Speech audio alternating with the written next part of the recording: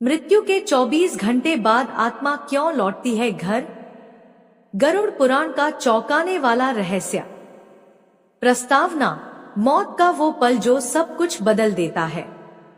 नमस्कार दोस्तों, आज मैं आपको एक ऐसी कहानी सुनाने जा रही हूँ जो आपके रोंगटे खड़े कर देगी, जो आपको रुला भी देगी और सोचने पर भी मजबूर कर देगी। ये कहानी है मृत्यु के 24 घंटे बाद आत्मा के अपने घर लौटने की। ये कहानी है गरुड़ पुराण के उस रहस्य की जिसे सुनकर आप जीवन को एक नई नजर से देखने लगेंगे। तो तैयार हो जाइए, क्योंकि आज हम उस दुनिया में चलेंगे जहां ना समय है ना शरीर, सिर्फ आत्मा है और सिर्फ सत्य है। अध्याय 1। जब सांस रुकी तो आंखें खुली। राजेंद्र एक साधारण आदमी था। 55 साल, एक छोटा सा किराना स्टोर, पत्नी सुमन, बेटा अमित, बेटी प्रिया। वह रात 10 बजे दुकान बंद करके घर लौटा।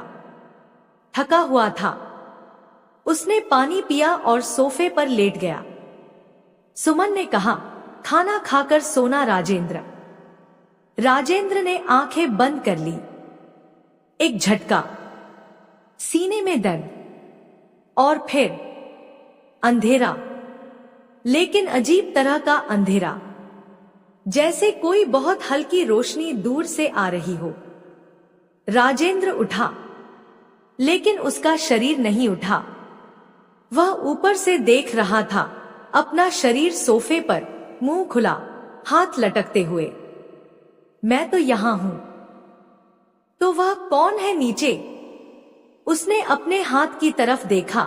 हाथ था, लेकिन उसमें से रोशनी निकल रही थी। वह पारदर्शी था, हल्का, बिना वजन का। सुमन ने उसे झकझोरा, राजेंद्र, राजेंद्र। कोई हरकत नहीं। अमित दौड़ा, प्रिया चीखी। राजेंद्र चिल्लाया, मैं यहां हूं, मुझे देखो। लेकिन कोई उसे सुन नहीं सकता था। वह रोने लगा, एक आत्मा का रोना जिसमें आवाज नहीं होती, सिर्फ पीड़ा होती है। अध्याय 2। अदृश्य बंधन और पहले 6 घंटे। गरुड़ पुराण के अनुसार मृत्यु के तुरंत बाद आत्मा अपने शरीर के पास ही रहती है। वह सब कुछ देखती, सुनती, समझती है, लेकिन कुछ नहीं कर सकती। राजेंद्र ने देखा, उसकी पत्नी डॉक्टर को फोन कर रही है, बेटा एम्बुलेंस बुला रहा है, बेटी रो रो कर पागल हो रही है। एम्बुलेंस आई, उसके शरीर को उठाया गया। राजेंद्र सबके पीछे पीछे चला। उसे समझ नहीं आ रहा था, वह शरीर तो अस्पताल जा रहा है, पर वह खुद यहां है। अस्पताल में डॉक्टर ने कहा, हार्ट अटैक, समय निकल चुका है। राजेंद्र ने अपनी पत्नी का चेहरा देखा, उस आंखों में खालीपन, वो सन्नाटा जो चीख से भी ज्यादा दर्द देता है। उसे याद आया, कल उसने सुमन से कहा था, तुम्हें कुछ आता नहीं, बस रोती रहती हो। आज वह रो रही थी और राजेंद्र अपने हाथ मल रहा था। अध्याय 3। घर वापसी का पहला संकेत। घंटे 6 से 12। शाम ढल गई। राजेंद्र का शरीर अस्पताल की ठंडी लोहे की टेबल पर था। उसकी आत्मा घर पहुंच गई थी। कैसे? पता नहीं, बस वह वहां थी। उसने देखा, घर में मोमबत्तियां जल रही थी, तस्वीर पर फूलों की माला। लोग आ रहे थे, रिश्तेदार, पड़ोसी, जानने वाले। सबके चेहरे पर सहानुभूति, लेकिन राजेंद्र को लगा जैसे कोई उसे ढूंढ ही नहीं रहा। वह अपने बेटे के पास गया। अमित आंखें बंद किए दीवार से लगा था। राजेंद्र ने उसके कान में कहना चाहा, बेटा, मैं कहीं नहीं गया, मैं यहीं हूं। लेकिन अमित को सिर्फ एक ठंडी हवा का एहसास हुआ। उसने कंबल ओढ़ लिया। तभी अचानक राजेंद्र को लगा जैसे कोई बल उसे घर के बाहर खींच रहा है।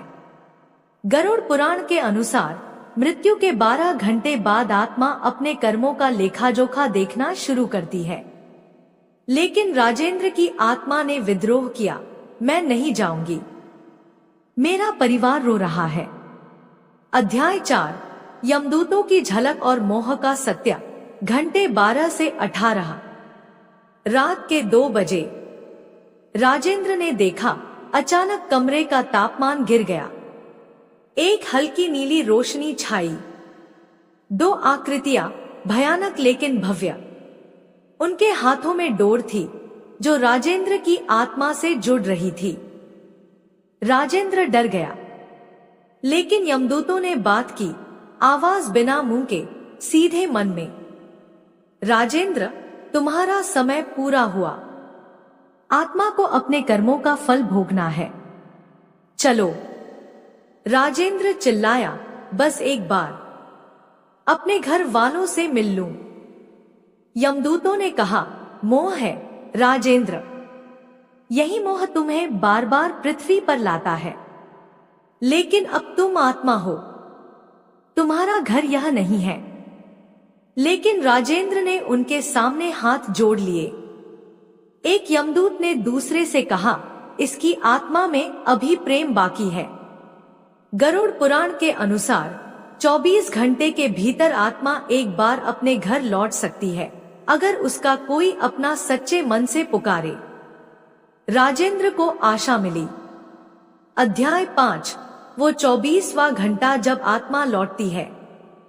सुबह के 4 बजे राजेंद्र के घर में अंत्येष्टि की तैयारी थी। प्रिया अपने कमरे में रो रही थी। उसने एक पुरानी डायरी निकाली जिसमें राजेंद्र ने लिखा था, प्रिया, जब मैं न रहूं तो तुम पराई मत समझना, तुम मेरी आंखों की रोशनी हो। प्रिया ने वो डायरी सीने से लगा लिया और कहा, पापा आओ ना, बस एक बार आ जाओ। मुझसे नाराज हो क्या? उसी पल पूरे घर में एक हल्की सी रोशनी फैली। राजेंद्र की आत्मा प्रिया के सामने प्रकट हुई। कोई आकार नहीं, बस एक गर्म रोशनी जैसा एहसास। प्रिया ने देखा, उसकी डायरी के पन्ने अपने आप पलट रहे थे। राजेंद्र की आत्मा ने अंतिम संदेश लिखवाया, जैसे हवा में उंगलियां चल रही हों। बेटा, मुझे माफ कर देना। मैंने कभी कहा था कि पढ़ोगी तो क्या करोगी। मैं गलत था। तुम जरूर पढ़ना। मुझे तुम पर गर्व है। प्रिया रोने लगी, लेकिन अब डर से नहीं, बल्कि प्यार से। अध्याय 6 गरुड़ पुराण का अंतिम रहस्य। गरुड़ पुराण कहता है, मृत्यु के 24 घंटे बाद आत्मा अपने घर 3 बार चक्कर लगाती है। एक बार उन लोगों के लिए जिनसे वह प्यार करती थी, दूसरा उन चीजों के लिए जिनसे वह चिपकी थी, तीसरा उस शरीर के लिए जिसे उसने मैं समझा। राजेंद्र ने अपने घर के 3 चक्कर लगाए। पहले चक्कर में उसने देखा सुमन उसकी चप्पलें रख रही थी जैसे वह अभी आएगा। दूसरे चक्कर में उसने देखा अमित उसका पुराना कुर्ता सीने से लगाए बैठा था। तीसरे चक्कर में वह अपने शरीर के पास गया। उसे समझ आया, यह शरीर तो मिट्टी है, मैं तो बस रोशनी हूं। और फिर यमदूत आए, लेकिन इस बार राजेंद्र ने कोई विरोध नहीं किया। उसके चेहरे पर शांति थी। अध्याय 7 आत्मा का अंतिम संदेश। जाते जाते राजेंद्र की आत्मा ने पूरे घर को एक संदेश दिया, बिना शब्दों के, बस एहसास से। सुमन को एहसास हुआ, वह कह रहा है, खुद को संभाल लो। अमित को लगा, पापा ने कहा, दुकान संभालना, घर संभालना। प्रिया को लगा, पापा अब सुखी हैं। राजेंद्र ने अपनी आत्मा से कहा, मैंने जीवन में कभी नहीं सोचा था कि मौत मुझे इतना सिखाएगी। मैंने हर छोटी छोटी बात पर गुस्सा किया, हर रुपए का हिसाब रखा। लेकिन जब मैंने अपनी पत्नी को बिना मेरे चाय बनाते देखा तो समझ आया, प्यार का कोई हिसाब नहीं होता। निष्कर्ष, मृत्यु का सत्य और जीवन की सीख। दोस्तों, यह कहानी सिर्फ राजेंद्र की नहीं है, यह हम सब की है। हम सब यहाँ अस्थाई मेहमान हैं। हम रोते हैं, हंसते हैं, लड़ते हैं, मानते हैं, लेकिन भूल जाते हैं कि एक दिन यह सब छूट जाएगा। गरुड़ पुराण सिर्फ मौत की किताब नहीं है, यह जीवन की किताब है। यह सिखाती है, जो तुम आज कर रहे हो कल उसका फल मिलेगा। जिससे प्यार करते हो आज बता दो, कल देर हो सकती है। हर रिश्ता एक आत्मा का सफर है, सम्मान करो जुदाई से पहले। और हाँ, जब कोई मरता है तो उसकी आत्मा को रोना मत, बल्कि प्रार्थना करो कि उसकी आत्मा को शांति मिले, क्योंकि वह अब तुम्हारी दुनिया में नहीं है, लेकिन तुम उसके दिल में हमेशा रहोगे। अगर आपको ऐसी रहस्यमय, सच्ची और भावनात्मक कहानियां पसंद आती हैं, तो हमारे चैनल अनुराधा भक्ति संसार को सब्सक्राइब करना मत भूलिएगा। बेल आइकन दबाइए ताकि हर नई कहानी आप तक पहुंचे। हर आत्मा की शांति के लिए एक बार ओम कहिए और अपने प्रियजनों को गले लगाइए आज ही। धन्यवाद। हरि ओम।